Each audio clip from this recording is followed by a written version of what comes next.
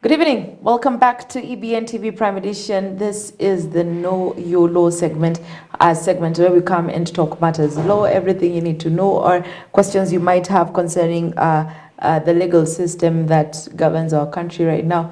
This is the show. This is the place you ought to be. And ladies and gentlemen, I'm not alone. I'm not going to do this because I'm not a certified lawyer.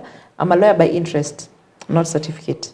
But we have somebody who's well conversant to this area. He was here last week, that is on Wednesday, and he's here again. A man of his word. He said he'll be back. He is back. Give him your vote, guys. On a light note. Anyway, Charles Kaminza is here, and I said his name right today, so kudos for me too. PA of the year. Welcome, sir. Please introduce yourself. Thank you so much. As you said, my name is Charles Kaminza. The only correction I'll make this time around is advocate, not lawyer. I'll get it. I'll get it right. Lawyer is the one who was gone to the university as we have been admitted to the bar. Yeah. Yes. Hey, okay. Advocate to the High Court of Kenya. Yes. And I asked this to a lawyer. I think I'm going to ask you again. Why the High Court of Kenya? Why not advocate of Kenya? Why the High Court? Why not the Supreme Court of Kenya? Oh, yeah, that's a good question. It's mainly because the High Court has original jurisdiction on every part of this country. So it basically depicts the supervisory role of the High Court in supervising every other institution that administers justice. So magistrates court and tribunals and boards have limited jurisdiction, either territorially or subject matter. But the High Court has unlimited original jurisdiction, so that's why it has the supervisory power of advocates as ministers of justice. What can a senior counsel do that an advocate of the High Court cannot do? No, and for you to be a senior counsel, you have to be an advocate first. But the difference is how many years you've practiced and then what contribution you have, so that you are nominated and then you are appointed you are conferred the rank of a senior counsel. It's a rank within the profession. Oh, yes. It's a rank. So there's nothing like maybe there's nothing as maybe a senior counsel can go to the Supreme Court, but an advocate of the High Court cannot. No. As long as you are an advocate of the High Court, you have the right to have audience before any court in this country. Supreme Appeal, yes. High Court. Yes. All Supreme right. Court, Court of Appeal, High Court, any court, even tribunals. Yes. Right. That's the little bit about the schooling there. And I remember I also asked this because I remember Ferdinand Waititu was in court yesterday, if I'm not wrong, and I saw Senior Counsel Honorable Martha Karua represented him.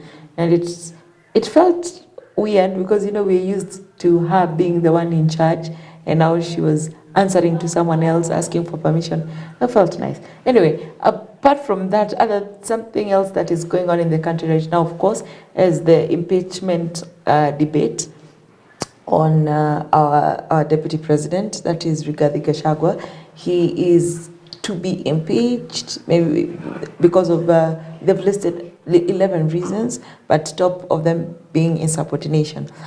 But I will not ask you about Gachagua, I will ask you about the Speaker of the National Assembly. Both the Speaker and the Deputy have been heard.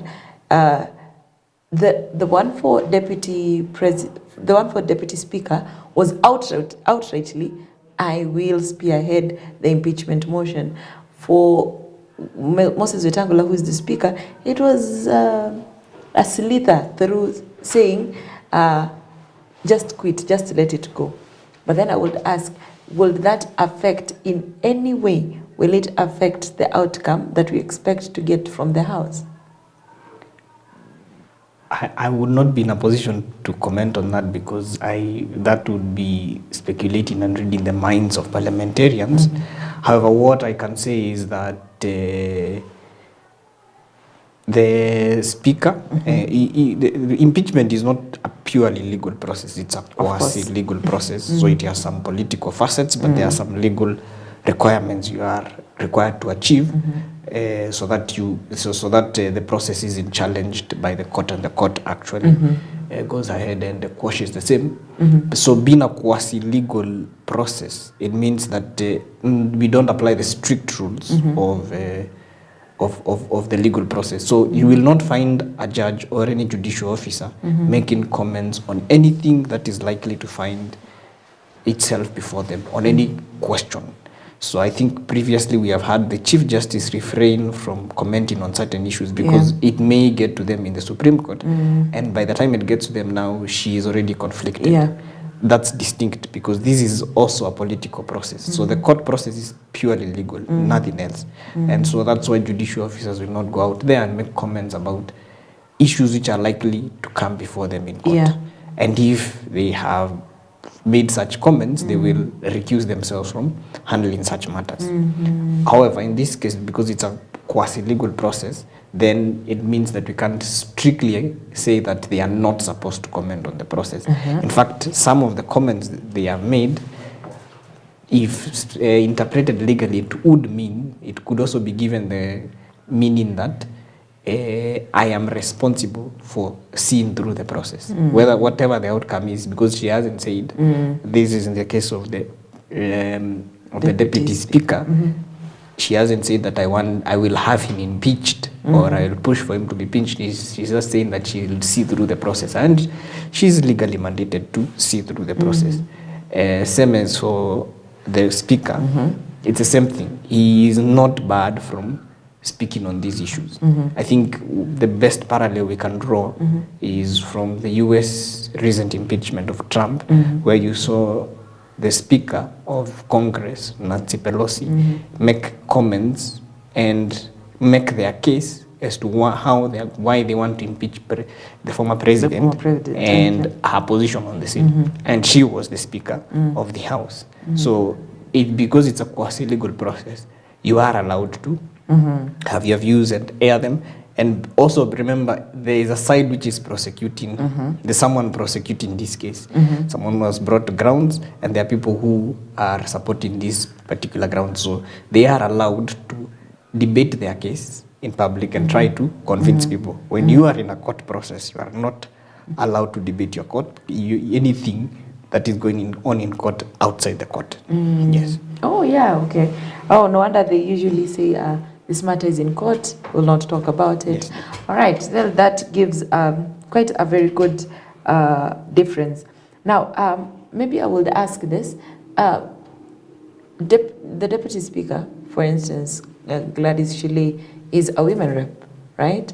She represents Uasin Gishu County, if I'm not wrong. As in her position as the Deputy Speaker, is she allowed to also bring motions, to table motions to the House? No. As the Deputy Speaker, when she is not sitting as the Speaker, because remember she is holding two different positions. Yes. When she is sitting as the Speaker, she can't make any motion. She can only direct the debate and give verdicts on what has transpired, for example. But she can't move a motion as the presiding officer. Yes. So when she sits on the Speaker's chair, she becomes the Speaker, and she can't move any motion. She can only wait for motions to be moved, then give directions on how they're going to be addressed, or give verdicts as to the outcome of what a particular motion has been. So if she has an issue or a motion to be tabled, she has to ensure that... She can't be the one now seated on the Speaker's chair. Yes, it has to be. But she's free to do so.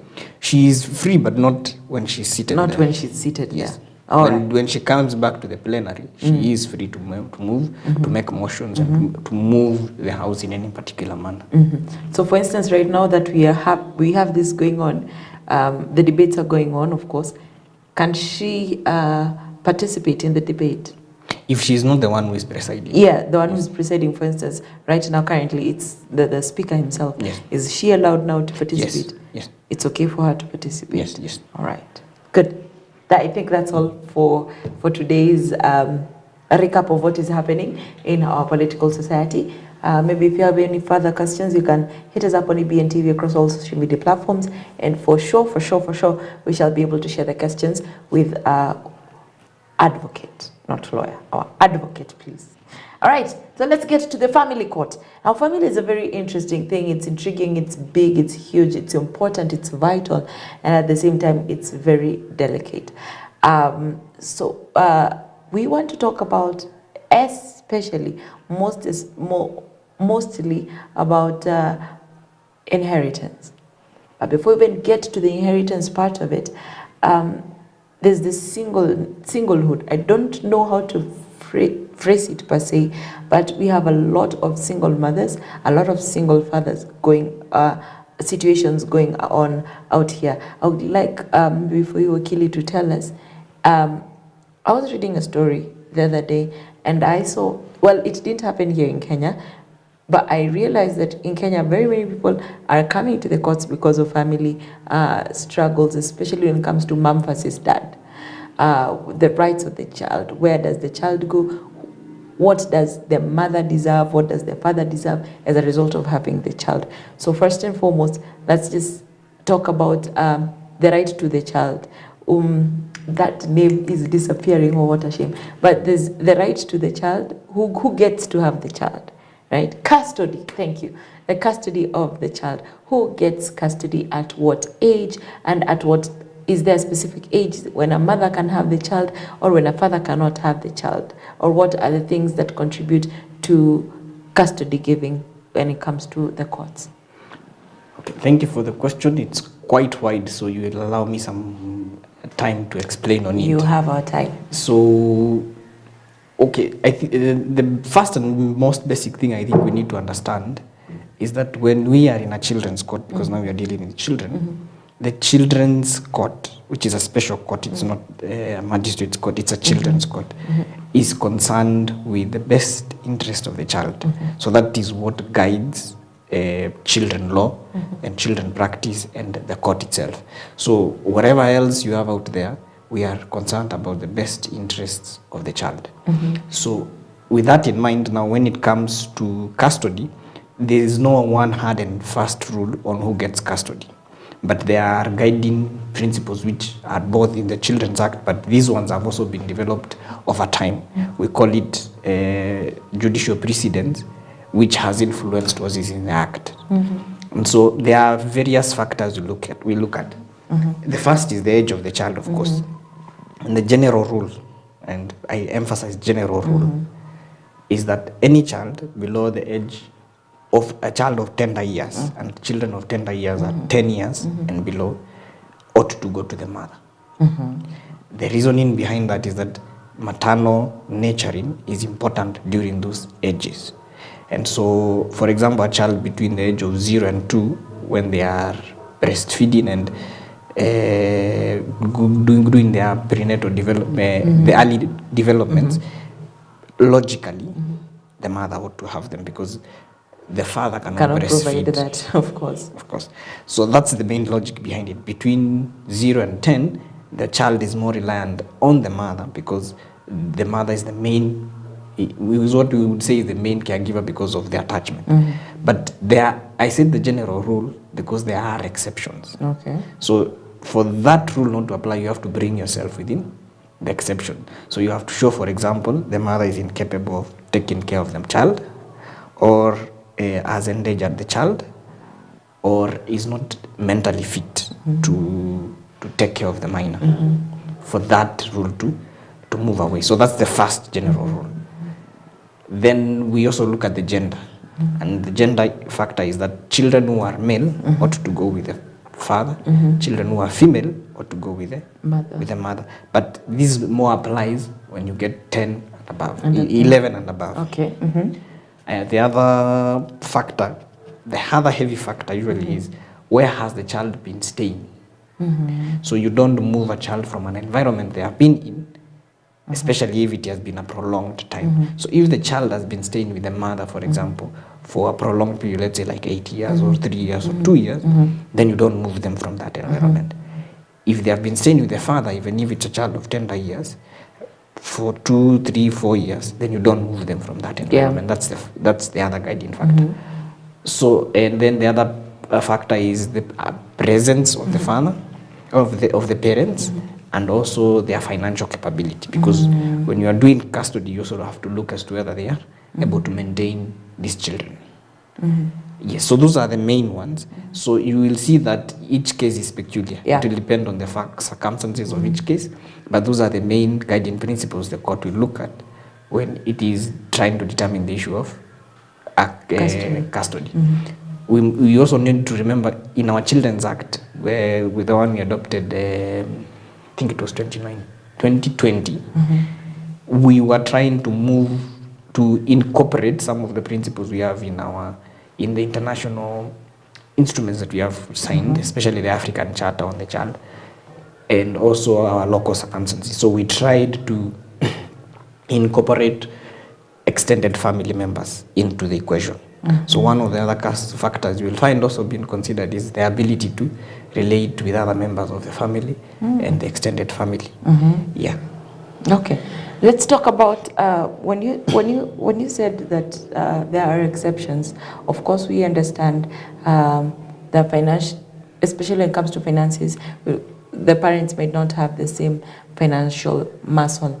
But let me say, for instance, when it comes, if the mother is not well off, and the father is well off, the child is maybe below 5 years of age. Of course, as you had said, I agree. There's the nurturing aspect that comes from the mother that is needed by that is needed by the child from the mom, right? What happens if now the mom, yes, has the capability of nurturing this kid, but is not well financially? Okay, that's why I said there are various factors. So you have to weigh all of them together. But the first and general rule is they should go with the mother. Now, in such a situation, you also have now to consider the other elements of law, which is maintenance. And the law splits parental responsibility into 50-50. 50-50, okay. And that simply means that when we are looking at the needs of the child, and the needs of the child are usually defined with S5, that is health, education, shelter, clothing, and food. So we are looking at 5 needs. So when we are splitting them, naturally, the person who gets the child gets to do housing because you stay with the child. Then clothing usually follows there, but it's not a fixed rule. But naturally, what you will find is that my financial capacity isn't usually weighing so much on the court as opposed to the other factors, because remember, we are looking at the best interest of the child. Because the court can order that you do maintenance for the child, you do provide financial support for the child. So that simply means that I can stay with the child, and if I am the one who is present, and because of the age of the child and the gender of the child, and this is where the child has stayed for the last 10 years, so then 5 years now, because they are 5 years old, then it means those factors weigh more as opposed to the maintenance. So each case depends with the circumstances of each case. So you won't find one case determined like the other. There's no hard and fast rule. There are just various considerations you take into account before when the court is making its decision. These are what assists it in evaluating how to make the decision. So while financial factors are important, they are not the sole and principal thing. And in many cases, you will find that because the court is able to order that you provide for the minor from wherever part of the world you are in, then the other factors start to weigh in more as opposed to that. But still, financial capability is still considered. That's why if you go to a children's court, the first thing they usually do is send a children's officer to do an assessment on where the child stays to see the environment, and now the socio-economic circumstances of the parents, so that then the court will be more informed as to who has the capacity, where they stay, and those things now combined assist the court in making the decision. Okay, that's well put.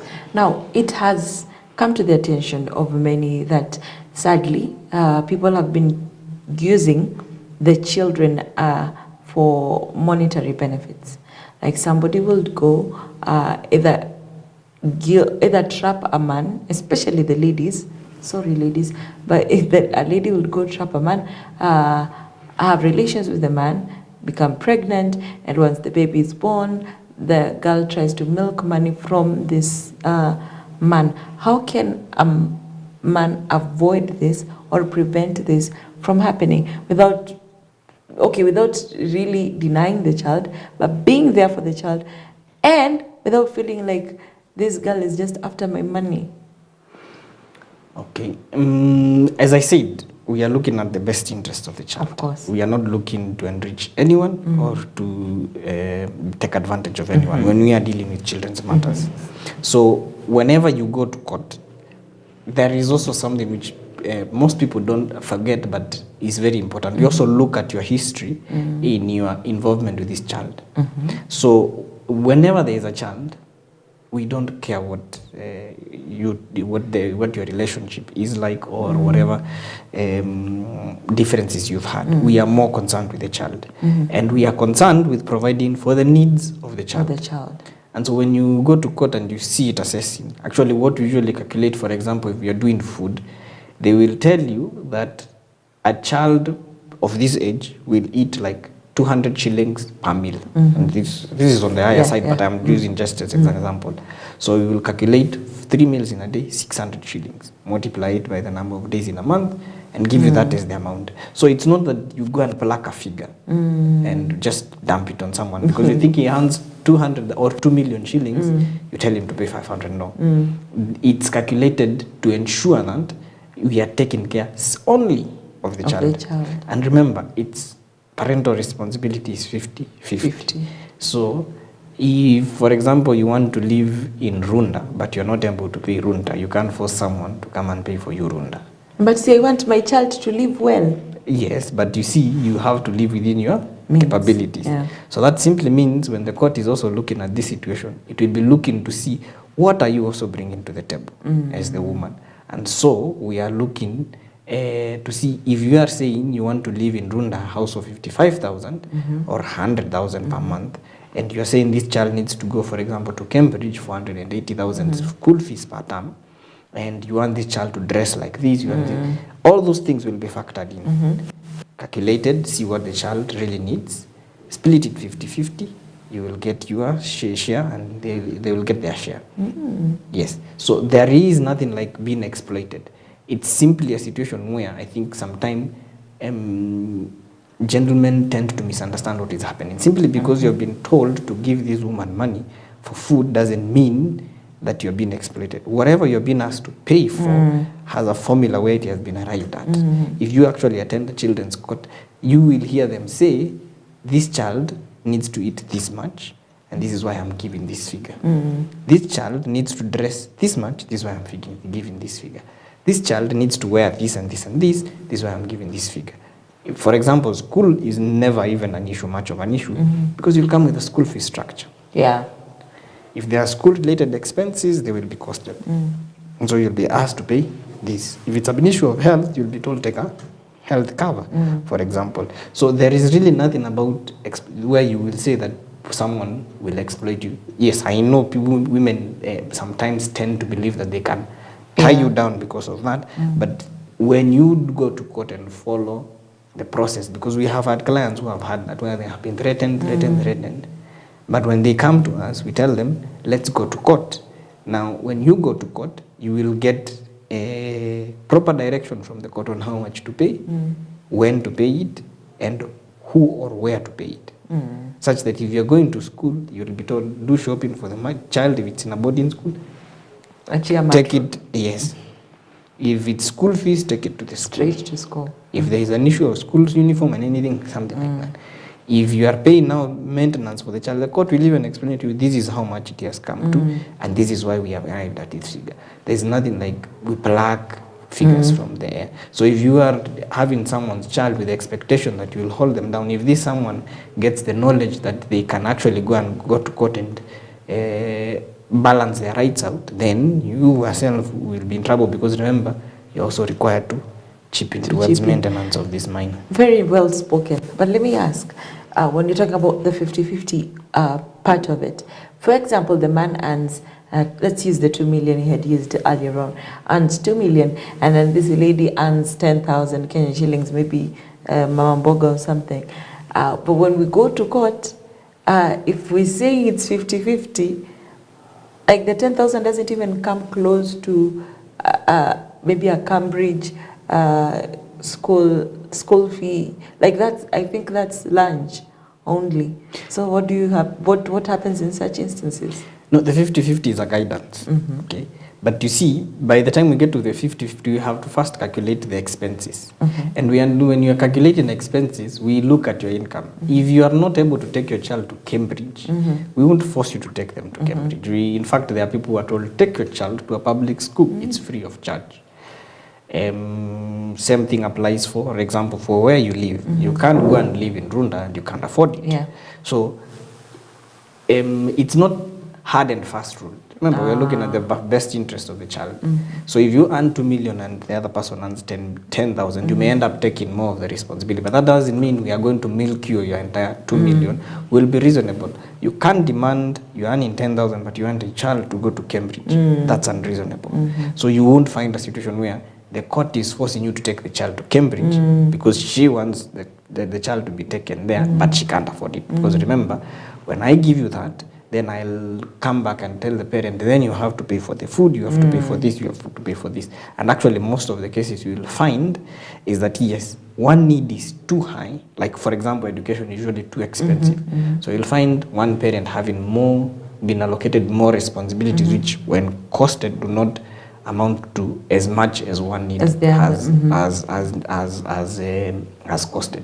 So we are trying to balance it out, not hard and fast, but at the same time not exploiting people.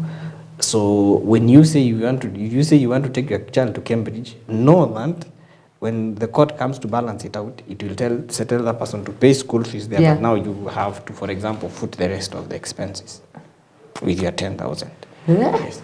So, and also the court doesn't take automatically what you see. That's why they do the children's reports, and they will assess what is best for this child. Because I would imagine if you are living in a slum, but your child is going to a school like Cambridge, then the social life of the child may not be that good. So that's the other factor they will look at. So they will not order you to go to Cambridge and you are coming from a slum. They will try and balance it out to a situation where because you're looking at the best interest of the child, where the child grows and in a secure and I would say nurturing environment.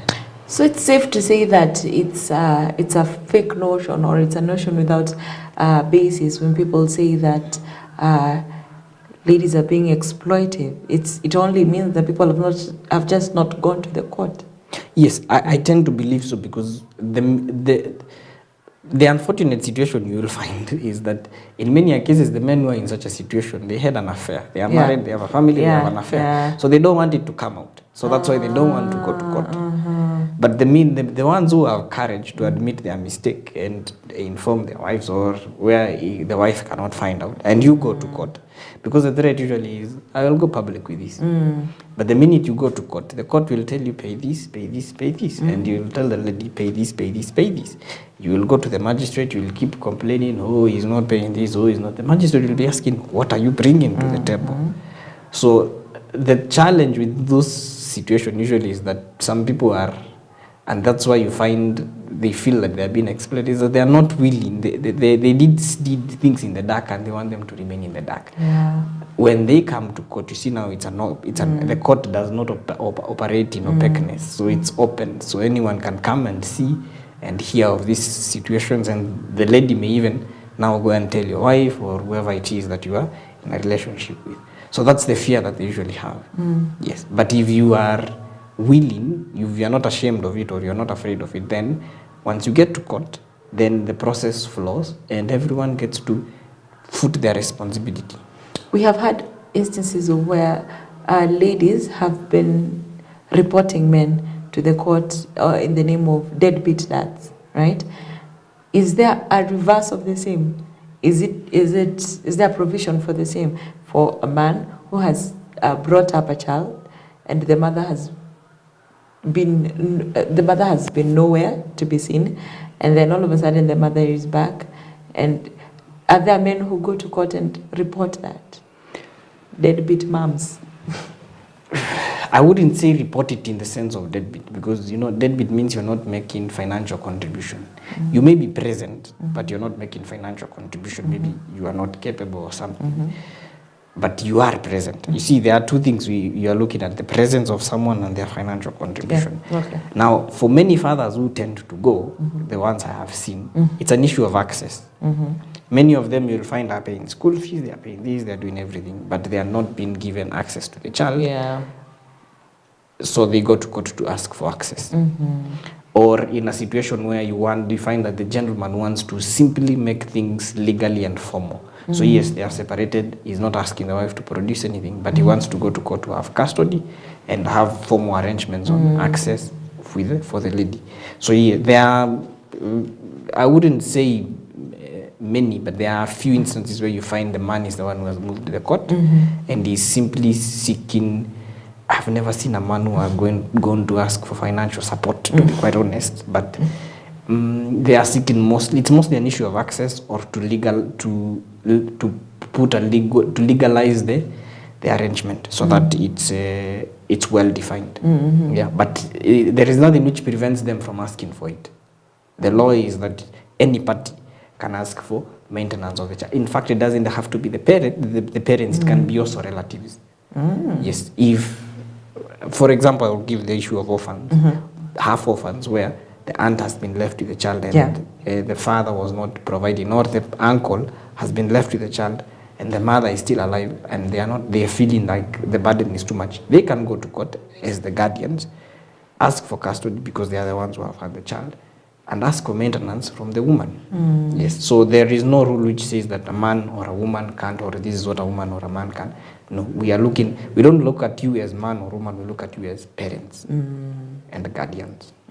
Oh, thank you. There's a lot to unpack, and sadly we've come to the end of the show. However, I think the next time when we'll be talking about family, I think we'll get to go through the marriage route. Is that okay with you? We talk about marriage the next time we're coming to talk family? But yes, family law is very wide. As I said, we cover marriage, matrimonial, property, divorce, children. You started with the inheritance, so that's law of succession, and other attendant areas within that area. It's quite wide, and it impacts people directly. In many cases, we'll find yes. So I think we still have to tackle the inheritance. Time is up. We'll see kufika tako inheritance. We're still in the courts trying to get custody of the child, quote unquote. And even children itself is quite wide, because we've dealt with custody, not so much so dealt with maintenance. There is adoption, guardianship, foster care, children in conflict with the law. There's a reason why the act is it's a chapter on its own. I want to find it this month we go to family law. I don't know. We'll talk about it maybe later on. But thank you very much for your time once again. Our advocate, we do cherish your input on the topics of discussion. Now, thank you to you, my esteemed viewer, for your time and your consistency sticking around EBN TV. We do not take it for granted. It's a wonderful evening. I will allow you to rest as I also go and rest. Wakili, asante sana once again. My name is Consolata Chibalonza. This is our advocate, Charles, and he'll be here more than I can tell. Until next time, have a good night, and may the Lord bless you.